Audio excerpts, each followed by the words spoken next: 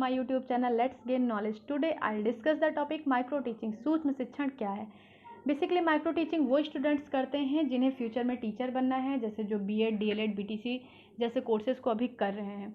Micro teaching में एक opportunity दी जाती है जिससे एक प्यूपिल टीचर जो होता है उसको एक एक्सपीरियंस होता है, उसके स्किल डेवलपमेंट होता है, उसको प्रैक्टिस करवाई जाती है।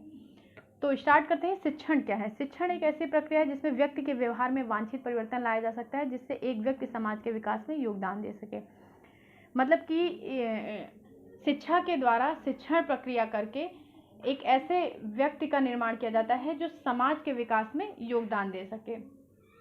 सूक्ष्म शिक्षण क्या होता है? यह शिक्षण का लघु रूप होता है। नाम से ही पता चल रहा है, माइक्रो टीचिंग सूक्ष्म शिक्षण मतलब कि छोटे टाइम के लिए शिक्षण करवाना। इस प्रक्रिया में छात्र अध्यापक 5 से 10 मिनट पढ़ाते हैं। मतलब जो प्यूपिल टीचर होते हैं वो अपने पीयर ग्रुप को 5 से 10 मिनट पढ़ाते हैं। जो पीयर ग्रुप होता है उनके सहपाठी होते हैं, वही उनके स्टूडेंट्स होते हैं। उनके सामने उनको 5 से 10 मिनट पढ़ाना होता है, जिससे उन्हें छोटे पैमाने पर कैसे टीच किया जाता है इसका एक्सपीरियंस होता है।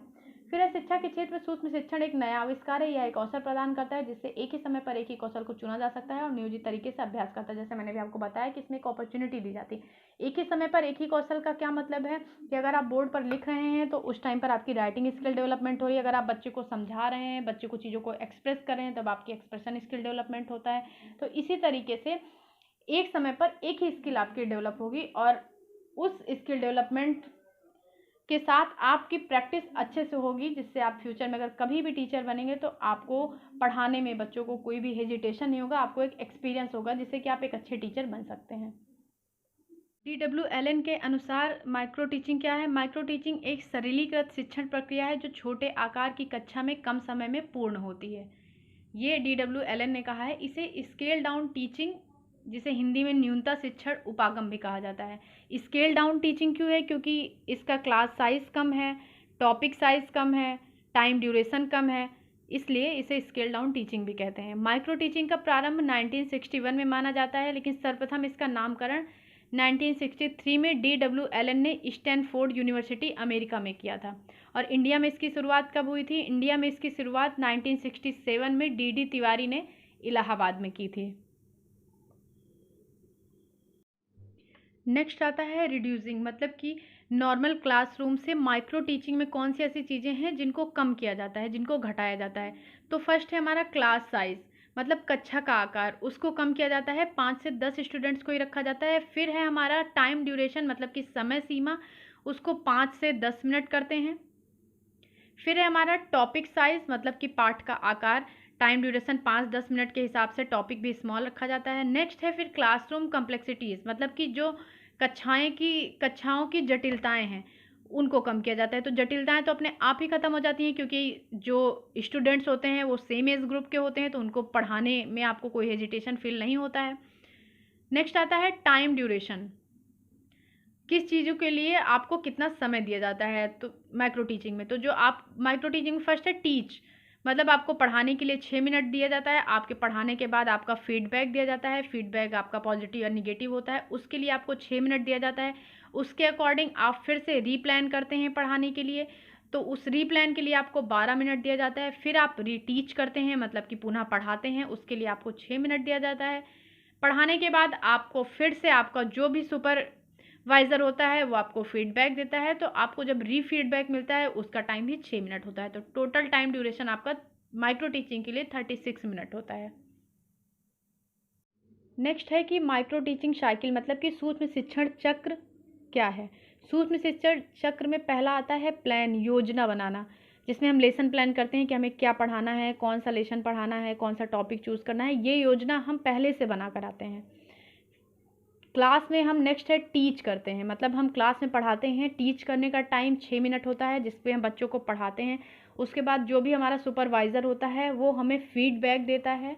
उस फीडबैक में जो हमारी कमियां होती हैं उन्हें बताया जाता है, जो हमारे अच्छी चीज़ें होती हैं हमें उन्हें बताया जाता है, या जो चीज़ें हमें इम्प्रूव करनी होती हैं वो सब कुछ फीडबैक में दिया जाता है। तो फीडबैक रीड करने के लिए हमें 6 मिनट का टाइम दिया जाता है। उसके अकॉर्डिंग जो कमियां हैं उनको इम्प्रूव करना है तो फिर हमें रीप्लान करना पड़ता है। रीप्लान करने के लिए हमें 12 मिनट का टाइम दिया जाता है। हम फिर से योजना बनाते हैं कि हमें क्या पढ़ाना है, कैसे पढ़ाना है, जो कमियां अभी थी उनको कैसे सही करना है, ये सब हम रीप्लान में मतलब पुनर्योजना करते हैं इसमें। रीप्लान के बाद आता है रीटीच, मतलब कि दोबारा पढ़ाना, दोबारा हम पढ़ाएंगे बच्चों को। उसके लिए हमें 6 मिनट का टाइम दिया जाता है रीटीच का। रीटीच के बाद से फिर हमें रीफीडबैक दिया जाता है। रीफीडबैक में फिर से हमारे पॉजिटिव पॉइंट्स, हमारे निगेटिव पॉइंट्स सब हमें बताए जाते हैं। उसके लिए भी हमें 6 मिनट का टाइम दिया जाता है। तो ये है हमारी सूक्ष्म शिक्षण चक्र के सूक्ष्म शिक्षण का चक्र, मतलब कि माइक्रो टीचिंग साइकिल। नेक्स्ट है ऑब्जेक्टिव ऑफ माइक्रो टीचिंग। सूक्ष्म शिक्षण के उद्देश्य क्या क्या है? शिक्षार्थियों में नए कौशल का विकास करना, जो पीपल टीचर हैं उनमें न्यू स्किल्स का डेवलपमेंट करना, शिक्षार्थियों को शिक्षण कौशल में योग्य बनाना, जो उनकी टीचिंग स्किल्स हैं उसमें उनको परफेक्ट बनाना, ये इसका ऑब्जेक्टिव है। प्रैक्टिस के द्वारा उनको परफेक्ट बनाया जाता है। फिर शिक्षण में आत्मविश्वास की भावना उत्पन्न करना। धीरे धीरे जब क्लासरूम में टीचर पढ़ाता है तो उसका कॉन्फिडेंस और बूस्ट होता है, कि उसका हेजिटेशन खत्म होता जाता है। तो माइक्रो टीचिंग के द्वारा ये पॉसिबल है। फिर आता है कि बेनिफिट ऑफ माइक्रो टीचिंग, मतलब कि सूक्ष्म शिक्षण के लाभ क्या क्या हैं। सूक्ष्म शिक्षण विश्लेषण का अवसर प्रदान करती है। विश्लेषण का अवसर का मतलब कि जो कमियां होती हैं वो हमें बताई जाती हैं, हम या फिर हम रिकॉर्डेड वीडियो अपनी टीचिंग का देख के उसमें एनालिसिस कर सकते हैं कि हमारी क्या गलतियां थी, हमें कहाँ पे इम्प्रूव करना है। तो ये चांस हमें माइक्रो टीचिंग के द्वारा मिलता है। यह शिक्षण की जटिलता को कम कर देती है। क्लासरूम में हमारी जो कठिनाइयाँ होती हैं कि हम कैसे पढ़ाएंगे, क्या करेंगे, तो जब हम सूक्ष्म शिक्षण करते हैं तो धीरे धीरे ये जटिलता खुद ब खुद खत्म होती चली जाती है। फिर सूक्ष्म शिक्षण द्वारा प्रशिक्षणार्थी की प्रतिपुष्टि शीघ्रता से होती है। इसमें माइक्रो टीचिंग में हमें फीडबैक तुरंत मिलता है। जब हमें फीडबैक मिलता है तो उसमें हमारी कमियों का हमें पता चलता है। तो जो हमारी कमियां होती हैं उनको हम जल्दी से जल्दी सही करते हैं और धीरे धीरे टीचिंग में परफेक्ट बनते चले जाते हैं। तो ये सारे इसके ऑब्जेक्टिव थे, बेनिफिट्स थे माइक्रो टीचिंग के बारे में। अगर आपको ये टॉपिक अच्छा लगेगा तो प्लीज़ ज़्यादा से ज़्यादा लाइक, शेयर और सब्सक्राइब चैनल को ज़रूर करिएगा। Thank you.